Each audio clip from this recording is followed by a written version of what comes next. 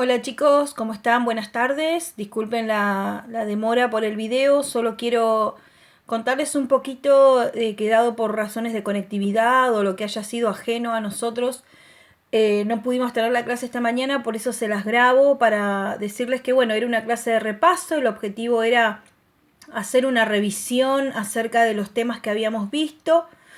Tienen en pantalla magnesio, mercurio, cobre, hierro. Es un PowerPoint que habíamos visto la semana pasada. Quiero que vean que, bueno, qué características podemos conocer acerca del magnesio. Bueno, habíamos dicho que era el de símbolo Mg, que es plateado y muy ligero, era un metal más ligero de la industria y químicamente muy activo. ¿Por qué químicamente muy activo?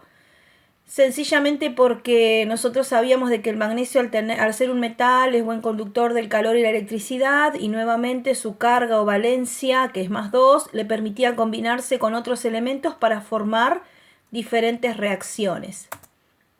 Si continuamos con los usos cotidianos del magnesio, bueno, podemos decir que era muy utilizado en la industria, en la agricultura, en los polvos que se encontraba en la comida, especialmente en los frutos y frutas y verduras verdes, y que lo usábamos en la gimnasia artística. Con respecto al mercurio, podemos decir que también es un metal de transición, que su origen viene del argentum vivo, en este caso vivum. Bueno, que el símbolo es Hg y que es un líquido blanco plateado a temperatura ambiente, que posee una carga +2, que es la carga asignada a cada elemento, pero a la vez puedo decirles que el mercurio también tenía carga +1, yo se los había mencionado. Recuerden que también habíamos visto que el mercurio en este caso no era bueno encontrarlo en los termómetros, ya no salían los termómetros de mercurio dado su toxicidad, y que ahora había otro tipo de mercurios para tomar la temperatura, ¿sí? Bueno, si continuamos con los usos cotidianos, podemos decir que, bueno, se utilizan termómetros en distintos aparatos científicos, que se utiliza para extraer oro y plata desde los minerales, como insecticida, colorantes y protectores para la madera. Con respecto al hierro, es un elemento de la tabla periódica, también es un metal de transición, es utilizado precisamente en cosas magnéticas, en hierros, para hacer rejas. Si es un color gris plateado, es sólido y es el cuarto elemento más abundante de la naturaleza. ¿Qué usos cotidianos podemos conocer del hierro? Bueno, se utiliza en el vapor de las lámparas o en lámparas para extraer oro, plata, como insecticida, para los colorantes, protectores de la madera, como cuando uno va a barnizar o pintar los ladrillitos de la casa, fuera de su casa, en la pared, generalmente uno los barniza con algo de hierro. Si continuamos con el mercurio, podemos decir que también el mercurio es un líquido blanco, plateado, que bueno, esto creo que ya lo había pasado. Si continuamos con el hierro, podemos decir que sus usos cotidianos son la fabricación de imanes, tintes, pigmentos, abrasivos. Que el cobre es un elemento que también acompaña a este grupo, ¿sí? Con su símbolo Cu, de color marrón rojizo, es suave y dúctil, es un metal muy activo, ¿sí? Se utiliza muchísimo en la industria también. ¿Qué podemos decir de los usos cotidianos del cobre? Bueno, se encuentran las monedas, en las ollas, que también no solamente pueden ser de cobre, sino también de aluminio, en la Estatua de la Libertad, en distintos equipos electrónicos como celulares, iPhone, ¿sí? Videocámaras, en este caso DVDs que ya no salen, que la gente no los usa, pero estaban, ¿sí? Mini componentes y algunas armas. Acá tenían la ejercitación, ¿sí? Que habíamos trabajado la clase pasada, que por cierto había estado muy bien. Y llegamos al concepto de electronegatividad. Es un concepto que aparecía en los informes de metales alcalinos y de no metales, que habíamos mencionado un poco la definición de ello, pero acá se las recuerdo nuevamente. La electronegatividad era la capacidad que poseía un elemento de atraer, o la fuerza que tenía para atraer a otro átomo de diferente carga.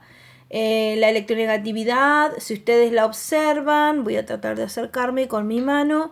Si ustedes la observan en un grupo, porque los grupos se ven, los grupos se ven en forma vertical, ¿sí? Ustedes van a notar que en un grupo aumenta de abajo hacia arriba, pero en un periodo que se ve en forma horizontal, van a notar que aumenta de izquierda a derecha, ¿sí?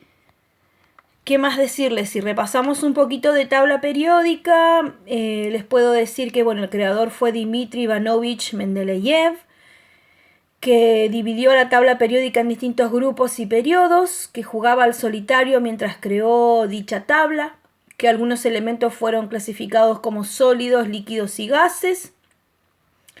¿Qué más? A ver, si buscamos la electronegatividad, y acerco un poquito la cámara, no se ve muy bien, pero en esta tabla periódica, en este sector aparece electronegatividad. En algunas tablas aparece el símbolo y debajo el nombre y más valores, la masa atómica y otros valores, y aparece el valor de la electronegatividad. La clasificación principal de la tabla periódica era metales, no metales y gases inertes. Sabemos que los metales eran buenos conductores del calor, de la electricidad, que eran maleables, que cuando los combinabas con oxígeno formaban óxidos básicos, que eran monoatómicos, ¿sí? Que eran dúctiles y eran algunos sólidos a temperatura ambiente. Con respecto a los no metales, decimos lo contrario, es decir, no eran buenos conductores del calor y la electricidad, sino que eran malos conductores del calor y de la electricidad, que eran aislantes, sí, y que con el carbono podíamos hacer variaciones o variedades alotrópicas que me permitían conocer las distintas formas en las que se podía convertir el carbono. ¿Qué más podemos decir? Que cuando combinamos un no metal frente al oxígeno, este formaba óxidos ácidos. Si bien los metales eran monoatómicos, la diferencia con los no metales es que estos eran poliatómicos, ¿sí? Con respecto a los gases inertes, podemos decir que eran 6, ustedes los tienen acá en la tabla, si puedo mencionarlos, vean mi dedito que está llegando, tienen el helio, neón, argón, criptón, xenón, radón, eran los 6 gases inertes mencionados. Recuerden que los no metales había una escalerita que dividía, ¿sí?, hasta este sector los no metales de toda la familia de los metales que ven acá, incluyendo los de abajo, ¿sí? ¿Qué características tenían los gases? Bien, por ejemplo, los gases tenían completa su teoría del octeto, es decir, ellos ya al estar en el grupo 8A o 18 de la tabla periódica ya se consideraban por ser estables, ¿sí? Son inertes porque no reaccionan químicamente, son sólidos, sí, a presión normal, ¿sí? Y se los considera sustancias simples y gaseosas, ¿sí? Bien, ¿qué podemos decir? Definición de grupo, definición de periodo. Bueno, el grupo era el ordenamiento vertical. Ustedes van a ver que son estas filas verticales que tienen que estoy señalando, y el periodo era lo contrario, el ordenamiento horizontal, que son estas filas que estoy señalando en este momento.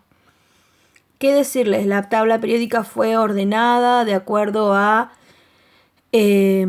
sus propiedades físicas, ¿sí? El Z indicaba en este caso el número atómico, la cantidad de protones y electrones que tenía un elemento. Si yo me acerco a alguno de ellos, mucho no se ve en este momento, pero vamos a analizar al hierro, que es el más grandecito que tenemos. Si nosotros nos acercamos al hierro, podemos notar de que el hierro tiene 26 protones y 26 electrones, es decir, 26 cargas positivas y 26 cargas negativas. ¿De dónde sacaba este valor? Voy y me fijo acá al costadito. En algunas tablas aparece de este lado, diferente a este, porque esta es una tabla sacada de la web. Con respecto a los neutrones, teníamos que hacer una resta, ¿sí?, de A menos Z. Esto es 55,84, tomamos 2 dígitos después de la coma.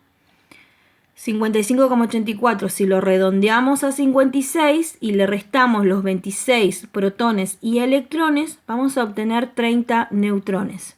Entonces podemos decir que el hierro tiene 26 protones, 26 electrones y 30 neutrones. ¿Qué tipo de elemento es? Como se encuentra acá en la fila de los verdes, que podemos notar, el hierro es un elemento de transición. Esa era la subclasificación, ¿sí?